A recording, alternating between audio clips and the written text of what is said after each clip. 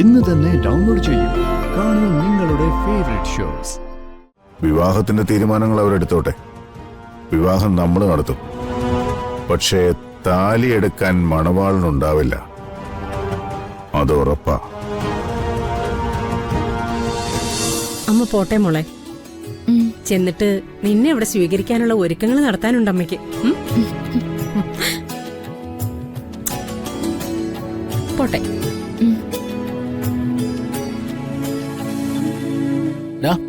പറഞ്ഞിട്ട് പോടാ. ഇറങ്ങട്ടെ. സമയം കിട്ടിയാ വിളിക്കാം. എങ്ങനെ സമയം കിട്ടിയാ വിളിക്കാന്നോ? ഇനി നിങ്ങൾ തമ്മിൽ വിളിക്കാത്ത സമയം ഉണ്ടാവുമെന്നാ എന്റെ പേടി.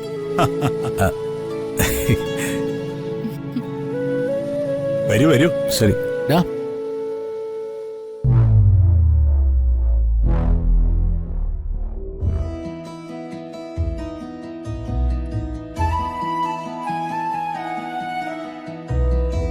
അമ്മയെ കണ്ടില്ലല്ലോ തിരുമേനി. അമ്മയെ നോക്കണ്ട, നിങ്ങൾ മടങ്ങിക്കോളൂ. എന്നാ അങ്ങനെ. ഓ,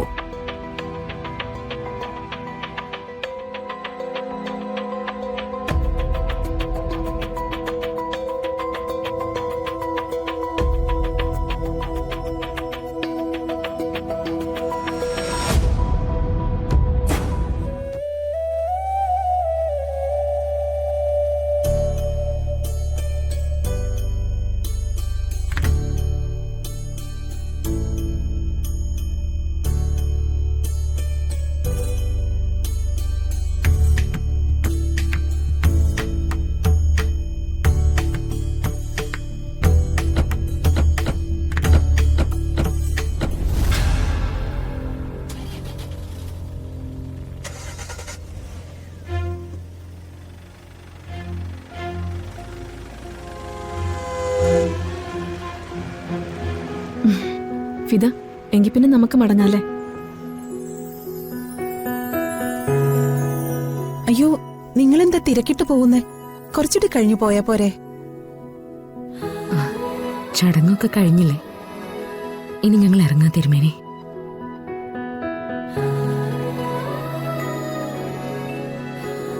രാധികയുടെ കാര്യങ്ങളിൽ ചിലത് ഞാൻ തീരുമാനിച്ചിട്ടുണ്ട്. എന്തെങ്കിലും ആവശ്യമുണ്ടെങ്കിൽ തിരുമേനെ അറിയിക്കാൻ മടിക്കരുത്. പണമോ പൊന്നോ ഒന്നും അല്ല മേഡം എന്റെ ആവശ്യം. എന്റെ മോൾക്ക് വേണ്ടി ഒരമ്മയുടെ സ്ഥാനം ഏറ്റെടുത്ത് പൂർണ്ണമായും കൂടെ നിൽക്കുന്നില്ലേ, അത് മതി.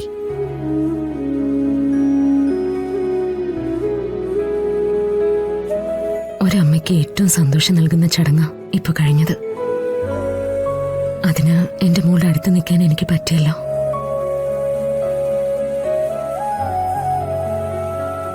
അതാണ് ദൈവത്തിന്റെ അനുഗ്രഹം.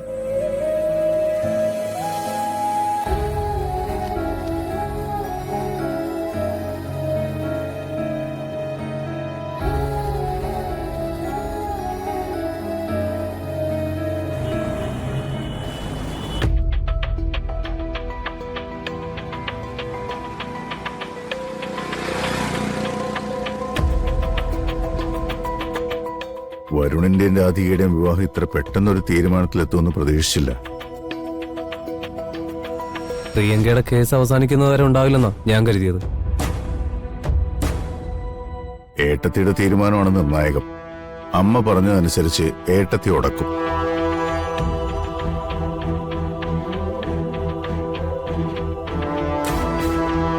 എന്താ ഉർവശി?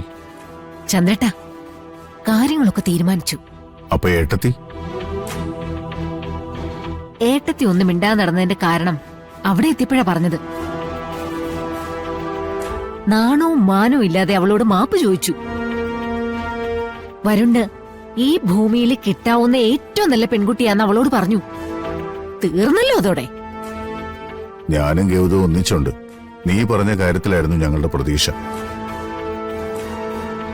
ചന്ദ്രേട്ടാ, എന്തെങ്കിലും ചെയ്തേ പറ്റൂ. ചന്ദ്രേട്ട ഇവിടുന്ന് മാറി നിൽക്കുന്നതില് എന്തർത്ഥമുള്ളത്? ഞാൻ കേസിന്റെ പുറകെ.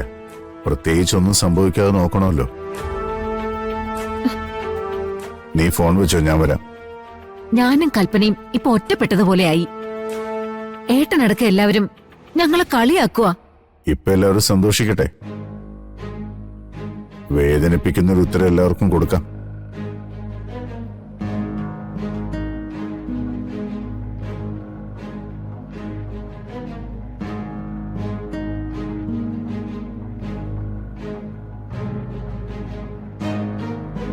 ഗൗതം, രാധികയും വരുണും തമ്മിലുള്ള വിവാഹം നടക്കാൻ പാടില്ല. നടന്നാൽ അതോടുകൂടി എന്നേക്കുമായി കണിമംഗലത്ത് നിന്ന് നമ്മൾ പുറത്താവും. ഒരു കാരണം മാത്രം മതി. എല്ലാവരും അതിനുവേണ്ടി കാത്തിരിക്കുക. അല്ല, എങ്ങനെ മുടക്കണമെന്ന് അച്ഛ ഉദ്ദേശിക്കുന്നത്? രാധികയെ എന്തെങ്കിലും ചെയ്തുകൊണ്ട് പ്രശ്നമില്ല. അവളുടെ ചിത കെട്ടടങ്ങും മുമ്പേ വരുണിന് വേറെ പെണ്ണന്വേഷിക്കും. അപ്പൊ ഇല്ലാതാവേണ്ടത് വരുണ.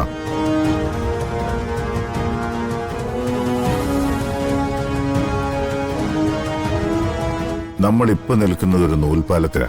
കൈവിട്ടു പോയാൽ കത്തുന്ന തീയിലേക്കായിരിക്കും നമ്മൾ വീഴുക. വരുൺ ഇല്ലാതായേ പറ്റൂ. അച്ഛാ, അത് നമ്മുടെ നീക്കങ്ങൾ ഇപ്പോഴേ കണിമംഗലത്തുകാർ സംശയിച്ചു തുടങ്ങിയിട്ടുണ്ടാവും. ഇനി നേരിട്ടൊരു ഫൈറ്റ് വരുവാണെങ്കിൽ വരട്ടെ. നമ്മൾ ആരാണെന്ന് അച്ഛനെയും മക്കളെയും ബോധ്യപ്പെടുത്തി കൊടുക്കണം.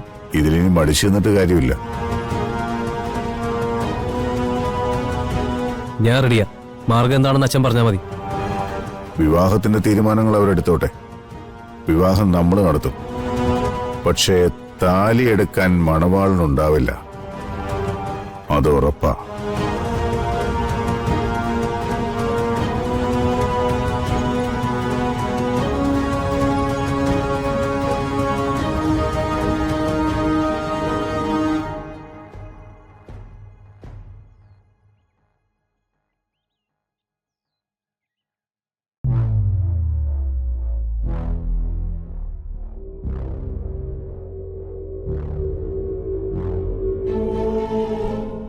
അങ്ങനെ കാര്യങ്ങളൊക്കെ ഭംഗിയായിട്ട് കലാശിച്ചു.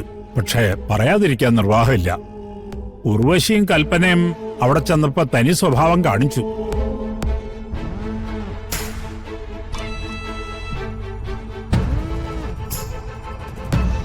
സാധാരണഗതിയില് വിട്ടുവീഴ്ച ചെയ്ത് കുടുംബത്തിന്റെ ഭാഗമായിട്ട് നിൽക്കാനാണ് എല്ലാവരും ശ്രമിക്കുക. നിങ്ങളുടെ പെരുമാറ്റം നേരെ മറിച്ചാണ്. അല്ല, ഞാനൊന്ന് ചോദിക്കട്ടെ, നിങ്ങൾക്ക് ചുറ്റും നല്ലതൊന്നും സംഭവിക്കാൻ പാടില്ല എന്ന് നിർബന്ധമാണോ? നിനക്ക് വേറെ ജോലിയില്ലേ പരമേശ്വര? ഉപദേശം കൊണ്ട് നന്നാവാനായിരുന്നെങ്കിലേ എന്നേ ഇവര് നന്നായി പോയേനെ.